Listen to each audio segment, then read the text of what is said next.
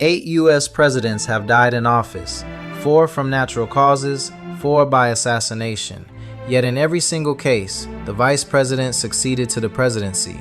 The same outcome, repeated 8 times, conceals 8 completely different chains of events. Lincoln was the 3rd president to die in office and the 1st to be assassinated. Taylor was the 2nd to die in office.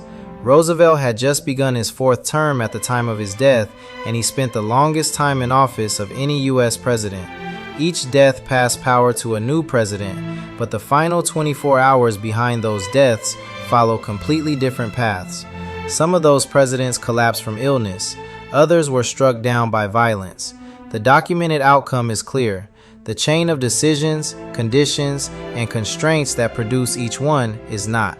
You are looking at 8 men who held the most powerful office in the nation. None of them walked away from it alive.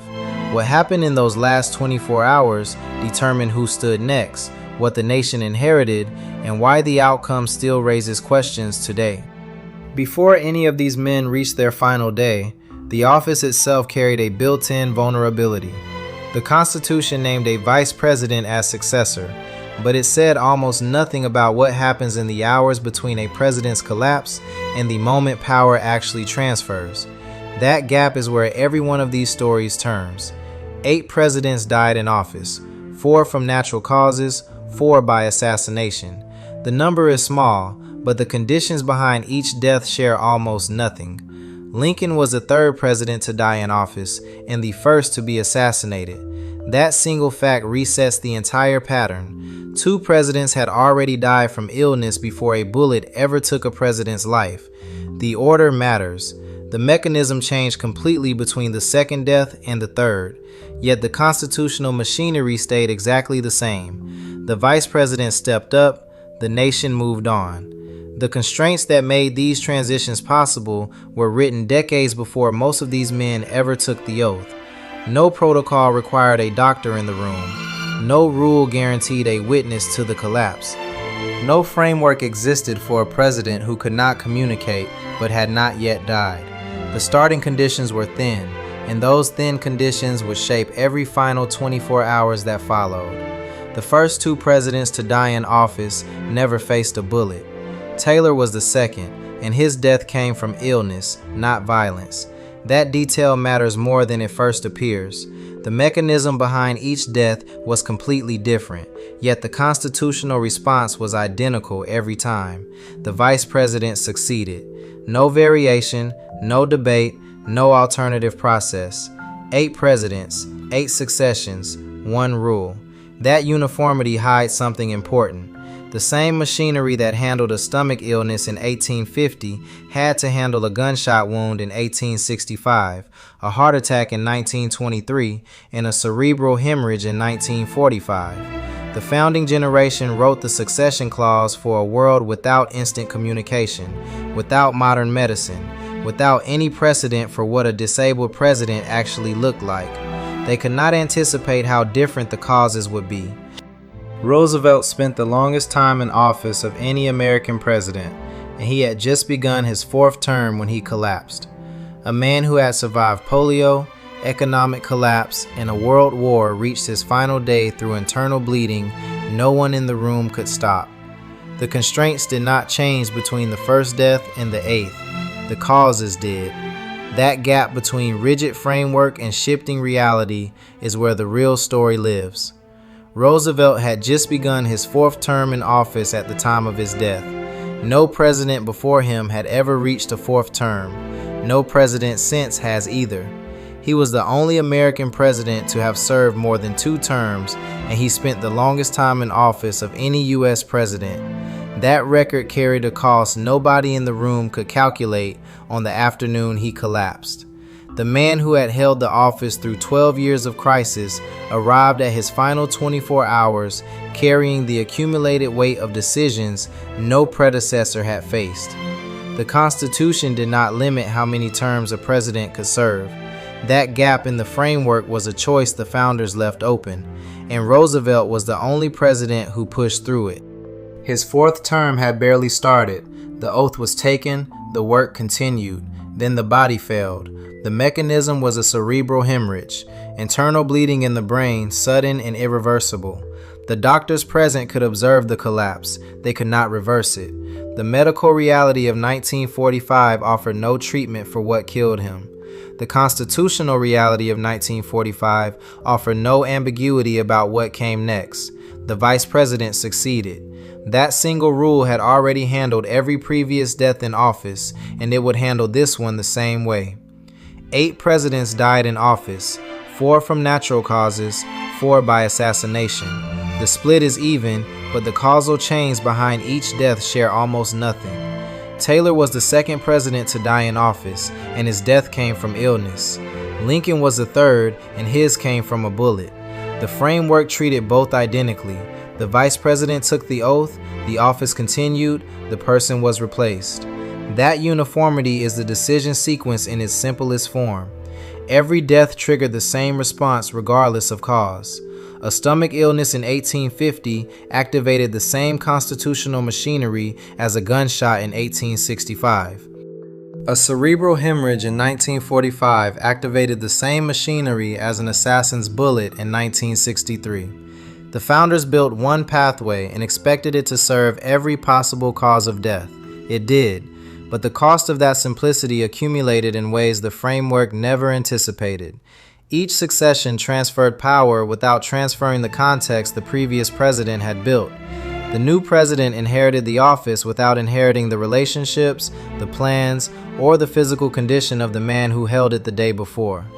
Roosevelt's fourth term began with that inheritance already in motion, and the decision to run again carried a consequence nobody could measure until the moment he collapsed.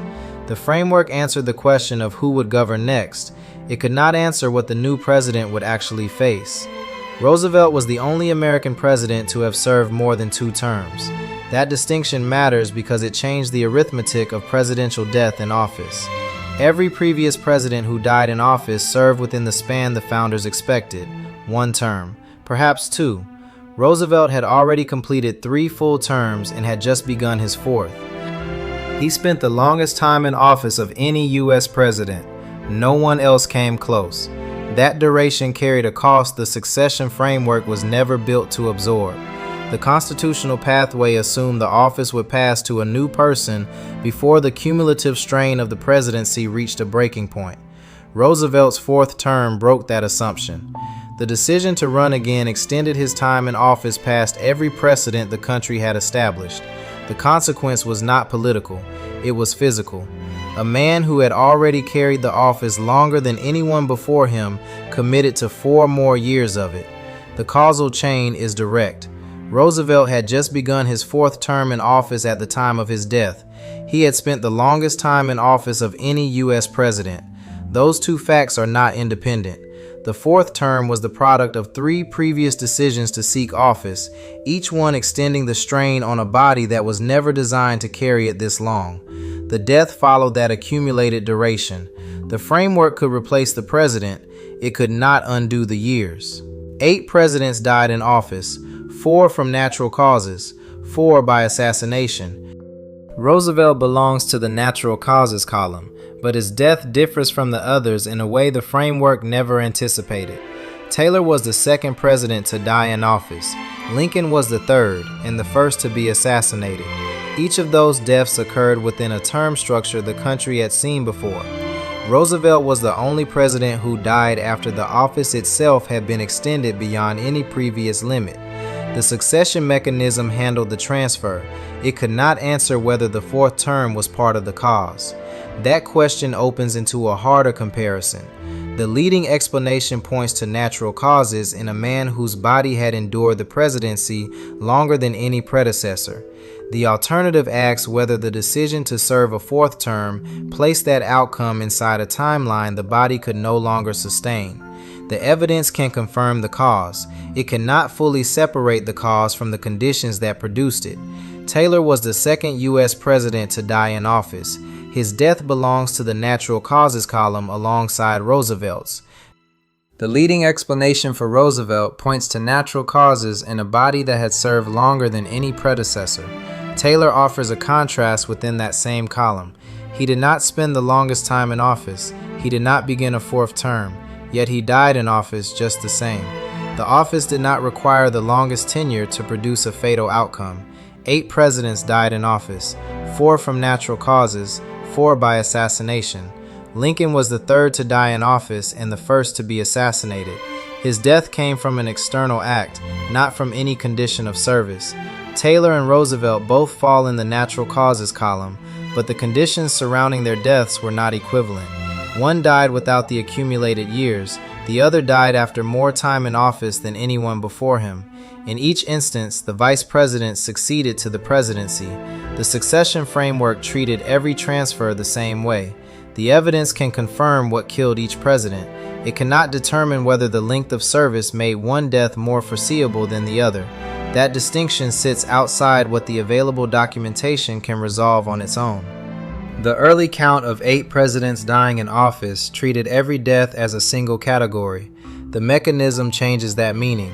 4 died from natural causes, 4 died from assassination.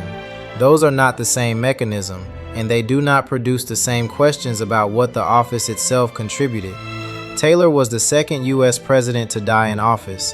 His death came from illness, not from violence. Lincoln was the third to die in office and the first to be assassinated. The order matters. The first 2 presidents who died in office both died from natural causes. The mechanism shifted with Lincoln. After that shift, the question was no longer whether the office wore down the body. It became whether the office exposed the person to a directed threat.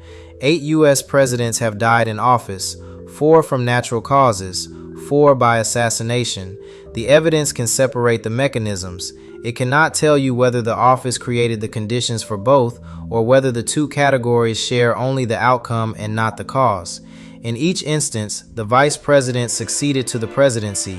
The succession was identical. The forces that produced the vacancy were not. That unresolved distinction carries forward into the final accounting. The opening count was 8 presidents dead in office, 4 from natural causes, 4 by assassination. The evidence separates those mechanisms cleanly. What it cannot separate is whether the office itself contributed to both categories in the same way, or whether the 2 categories share only the outcome. Roosevelt spent the longest time in office of any U.S. president.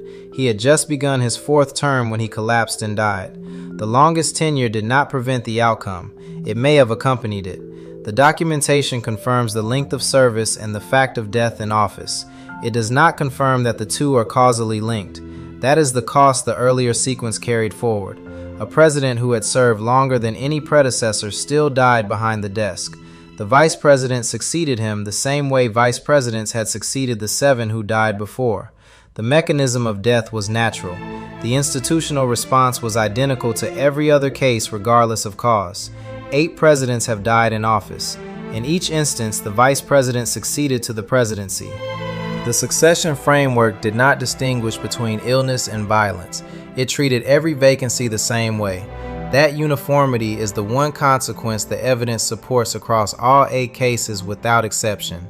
The remaining question is narrower than the opening one. The evidence can tell you what killed each president. It can tell you that the vice president took over every time. It cannot tell you whether the office itself shortened any of those lives, or whether the longest-serving president was more or less vulnerable than the shortest-serving one. That is where the documentation stops and the question stays open.